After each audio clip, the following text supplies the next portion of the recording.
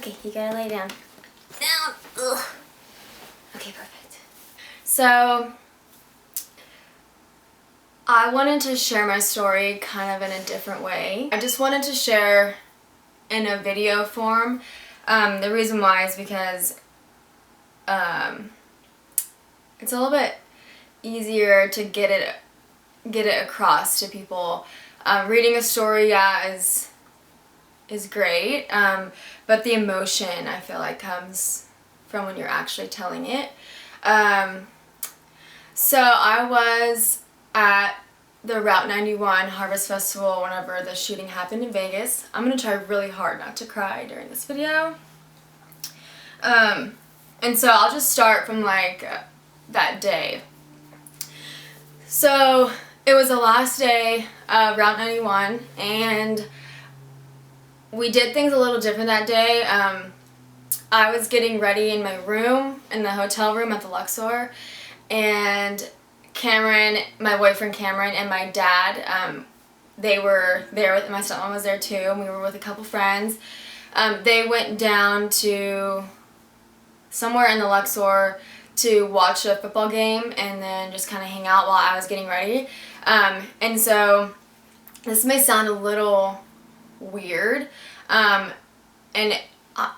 I don't know if it has any, like, I don't know, but anyways, I remember, and I swear, that when I was getting ready that day, I had this weird feeling in my stomach, almost kind of like an unsettling feeling. And at the time I was like, maybe it's just because we're leaving tomorrow and like we're gonna go back to reality, because I was so excited. I had so much fun the last 2 days at this concert.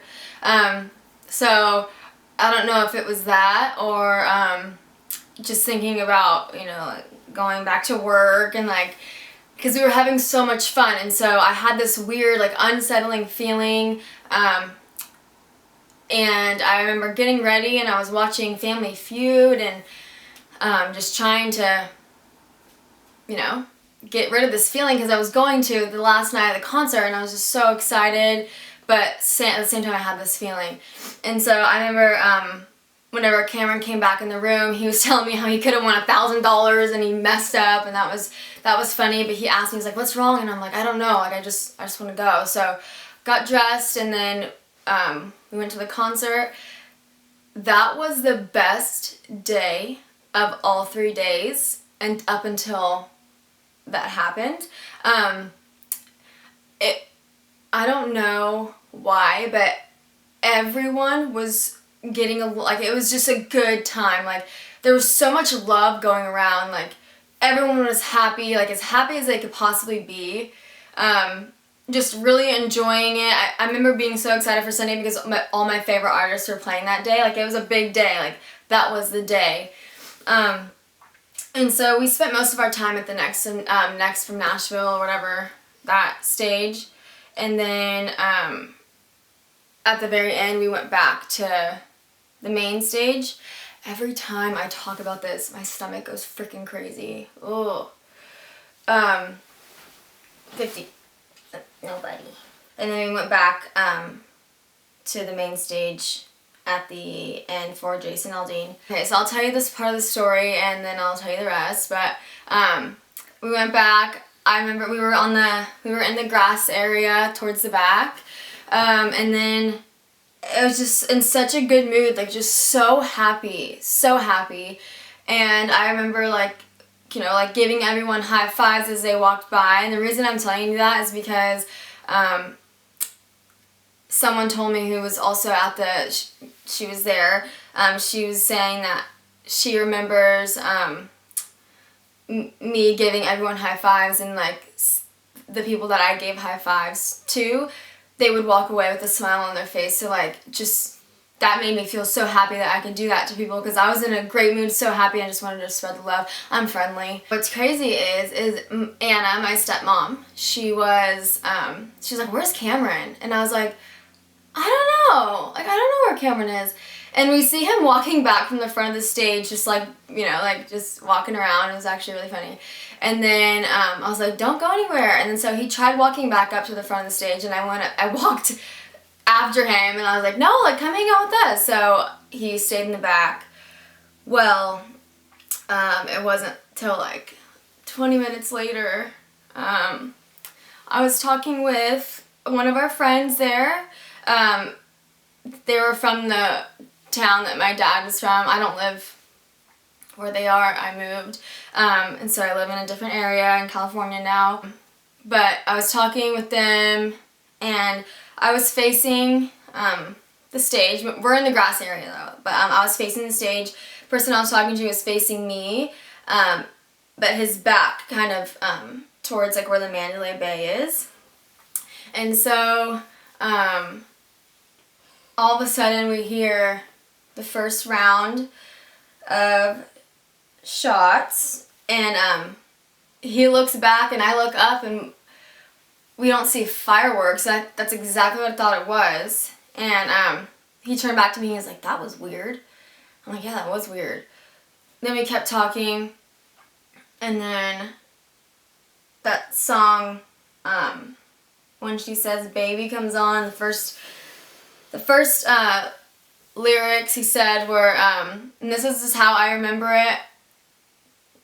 Whenever you go through something like this, you like start to like piece things together, but I could be missing a big piece of what happened because it's really hard to remember some stuff. But from what I can remember, he said the words, "Some days it's tough, just getting up," and then from that point on, every time I hear those lyrics in my head, 50, chill, buddy. Every time I hear those lyrics in my head, at the end of it's like when he says, "Some days it's tough, just getting up," from that point, it's almost like I'm shaking. It's almost like a Twilight Zone, like a coming in and out, like a woo woo, like that kind of thing. And then I hear, it's like a daze. It's like a dazed feeling. Then I hear my boyfriend Cameron scream, "Megan, get down." And so the second I dropped to the ground, I like snapped back into reality. And I was like, no, this is not happening. This is not happening. And then Cameron sees my dad walking from the bathroom, like with his hands up, like, what the heck is going on? And then I, like, something in me just said, get up and run. So I dropped for probably like 2 seconds, and I just got up and I ran. I followed the crowd out. When I was running, there was a break in the shots, and so everyone was running, and they started again, so everyone started crawling out. Hold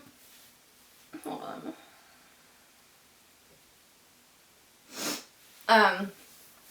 And so once I finally got out, I'm pretty sure we exited through the tent, we went behind like the merchandise tents, like we were behind that. I guess someone made an exit. But once I got, like, I think I was in the parking lot, which I've never seen this parking lot. I don't know how I got there. But I remember like looking back and like screaming that my dad was in there. And my boyfriend and my family and my stepmom. And so this lady grabbed me and she's like, look, like, my daughter's in there, but we have to go. And so I had to keep running, and my phone was on like 2%. So I kept running, and I remember we got pretty far, I think. It felt like it. And I remember like being so tired, but my body would not let me stop running. Like, I like couldn't breathe. My mouth was so dry, so dry. I don't know why I remember that so vividly, but it was so dry, like crazy. I remember running. We make it up like a escalator thing. We're running up, and I cross the bridge, and I stop, and I'm like, my family is in there. I'm all alone. My family is in there. I have no idea if they're safe. And then this couple, they stopped on the bridge with me, and they said, "Are you okay?" I said, "Yes." I'm like by myself. My family's still there. I don't know if they're safe. Whatever. Like no one was texting at this point. Everyone was just like running for their lives. And so they like basically said, "You're coming with us." So they grabbed me, and we kept running. We make it to the MGM Grand, in the bar that's right across from the Hakkasan nightclub. And everyone is just sitting in there, just like, just shocked, like what the frick is going on? Like what just happened? No one knew what was happening yet. No one knew if there was multiple shooters. Like no one knew anything. They had the news on, but all I could think about was my family. And so I called my boyfriend's phone, and he answered, and like the first thing I thought was, okay, he answered, he's alive. And so I said, then my next question was, where's my dad? And then he said, he's right here, we're okay. He said, but we're going back in to help. And I just remember being so mad, like, please, like, don't go, but it's who they are. They're those kind of people. I wasn't necessarily mad, I was just like scared. I was very scared. And so I remember asking, and I feel so bad for this, but I remember asking someone at like a bartender or something. I don't know if he worked there, but I asked him if he had a charger. So he said, yeah, it's as long as you don't steal it. It was like one of those portable chargers. And so I was like, okay, no, I promise I won't. And I had my phone, I started texting everybody. My stepmom was okay. One of our friends, our really close friends that we were hanging out with the whole weekend, he was trying to come get me from the MGM because I was by myself and I didn't want to be by myself anymore. I just wanted to be with family or someone I knew. And he was texting me saying, I'm trying, and they wouldn't let him out. And then we're sitting in the Hakkasan for probably like, well, I don't know, 10 minutes maybe. And at this point I know that my boyfriend and my dad are okay. They're back and they're helping people, trying to keep people alive and carry people out and just help the situation. And then all of a sudden, we were in the MGM Grand, in the bar sitting, and people start running again. So, we get up and we start running again. We have no idea, like, what is happening. And I took the guy's charger and he told me not to take it, and I did, and I didn't even mean to take it. I mean, oh god, it sucks. I still have it. So if you were there and you're on this like support group, please like let me know so I can give you your portable charger back. I will ship it back to you. I still have it. And so we started running through the MGM Grand, and I was with that couple still, and we turned into something to see like what was going on, and there were people at this bar that were like ducking behind the bar, like they didn't know what was going on either. And I remember this guy grabbed my hand, he was like freaking out, he was really scared, and he started praying and saying like, give us this day our daily bread, like all this like praying, and I like and I took my hand back and I was like, no, and like, no, not today. Like, it's not happening today. And I just kept running with the couple. And so they put us in this like basement, not basement, but somehow we ended up under, it's almost like it seemed like it was underground. It was crazy weird. But people were like sitting on the side of the walls, like, and they gave us an option. They said you can either stay here or you can keep going. So the couple, the boyfriend of the girl I was with, the couple, he basically said, I'm not sitting in a freaking basement, like I'm gonna go back to my room. And they had a hotel that was kind of off the strip, and I wanted to go there too. I just wanted to be out of the strip area. I was so scared. So we start walking, we finally get, I don't even know where we were at this point, I don't know, but we see like Uber drivers, and then there's a limo, and then we asked the Uber, we're like, are you, like, can you take us to the hotel? And they said, no, we're using this car to take someone to the hospital. And so I look over at the limo, and the limo driver's there, and I was like, I don't care how much it costs. I was like, get us to their hotel. And so he did. Well, this is a part that makes me so mad. We got to their hotel finally, and then he says, we don't take card, only cash. And I'm like, I don't have cash. Like, I don't freaking have, who has cash nowadays? Who doesn't take card? Like, are you serious? So then he's like, there's an ATM at the, I'm like, I don't want to go anywhere else. Like, I finally made it. Like, I don't want to go anywhere else. And he was so adamant about getting paid. So I was like, fine. So I went to the hotel behind the one that we were at, got money out the ATM. It ended up being, I asked him how much, and he said $85 to go 1.5 miles. And I just started looking at him like, you son of a, are you freaking kidding me? So, at an ATM, you can only pull out $80. You can't pull out 85. So I pulled out $80, handed him $80, and he looked at me and said, I said 85, and I flipped him off and I walked away. Yeah. So once we got back into the room, I was getting text, and we turned the news on. That's whenever we found out it was from the Mandalay Bay, and who it was and who they're looking for. And I threw up from being so like sick and like just freaked out. And then my stepmom and all of our friends were okay at this point, which is awesome. And so then that couple, they gave me a blanket and a pillow, and I slept on the floor. Not slept, but I laid on the floor and like, just stared at the TV. And then I just remember, I just like was like, can you guys please come get me, to my dad and my boyfriend. Well, they were on lockdown too, and the only place that would let them in was the Aria. And so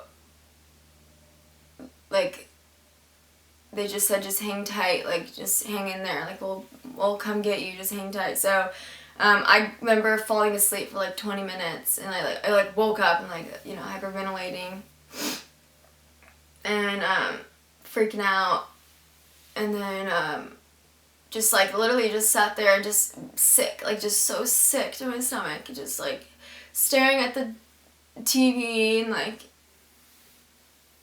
crazy. So then 4 o'clock in the morning rolls around, and I get a text from, my dad calls me and said, what room are you in? And I was like, oh, I don't know, we're on the first floor though. And he's like, we're here. And like I just remember being so happy. Hi. I remember being so happy to see them. Dang. So basically what they did was they walked all the way from the Aria to the Fairfield Inn, which is where I was. And once they got me, we had to walk back, but we made it to like the bridge to go back onto the strip, and it was on lockdown still, so we literally walked behind buildings. And then by the time we were by the Excalibur, no. Yes. yeah. We were by the Excalibur, but not on the Strip yet. We were like off the Strip, but like we could see the Excalibur, and so by that time they finally like took the Strip off of lockdown, and so we could get back to our room. So once we got back, we met up with everyone, and it was like 5 something in the morning. Everyone was okay, and then basically they were just like, let's get some sleep. We're leaving here at like 8 o'clock in the morning. So we go into a room. Cameron starts breaking down crying. He has blood on his jeans. And I'm like just speechless. I don't like want to talk about it. I'm sick. Like it's, whatever. So it's dark at this point, but I tried going to sleep for like 30 minutes maybe. Yeah, it wasn't happening. I couldn't sleep at all. And our windows were open. And I remember looking out our window at the Luxor and seeing the curtain from the window like blow in the wind.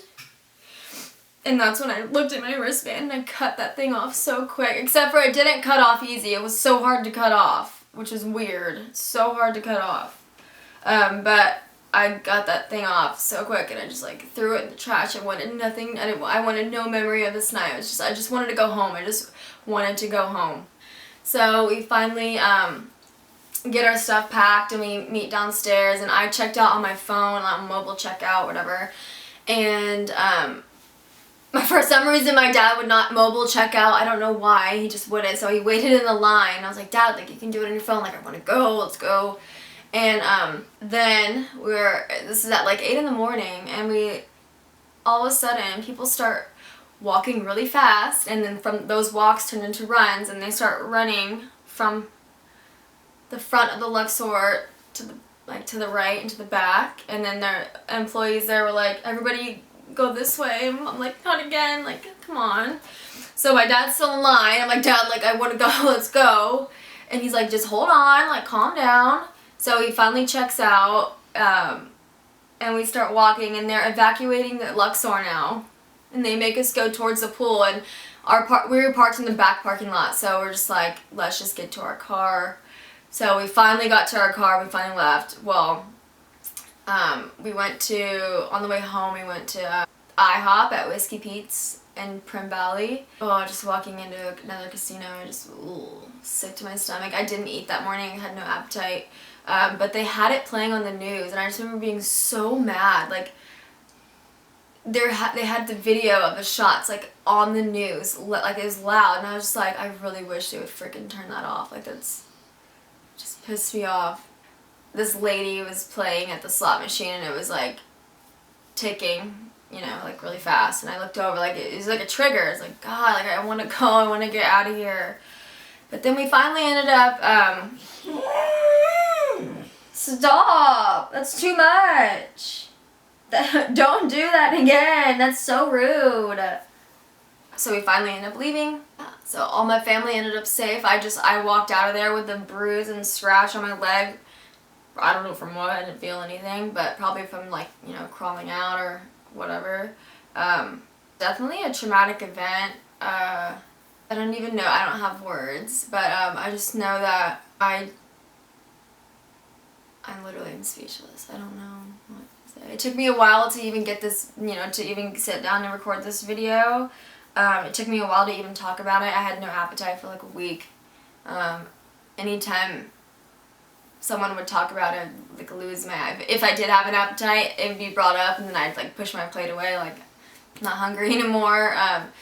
But everyone heals different, and if you were a part of this, or if you had family that were there, just know that you're not alone, and that we all are praying for healing, and for those of you that did lose a loved one,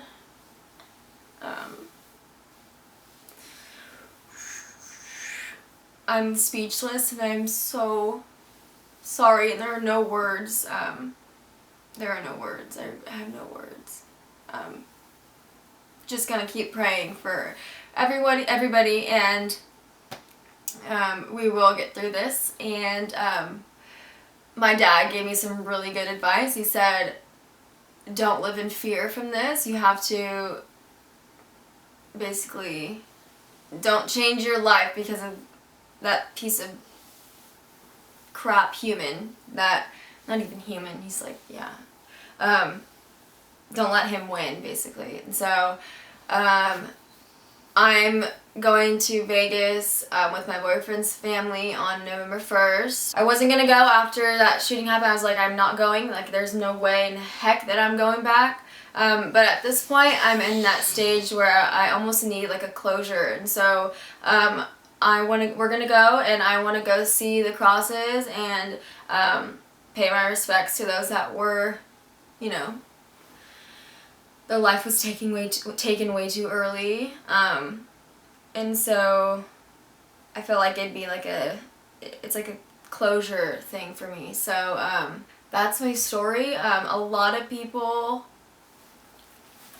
stories are so much more intense, and so it's like heartbreaking that we all had to go through something like this. Just know that, like, the only good, which it's hard to say this, but the only good thing that came out of this is that everyone that was there, we all became family, and we all have this bond that we share, and it's just knowing that we all came together so quick, and it was just instinct, and like, it's just what you do. It's just what you do. Like, you grab those around you, and no matter who they are, and you just, like, you're there for everybody, and everyone's there for you, and so proud to be an American and be in this country and have be surrounded by those kind of people that are willing to risk their lives for others and just, like,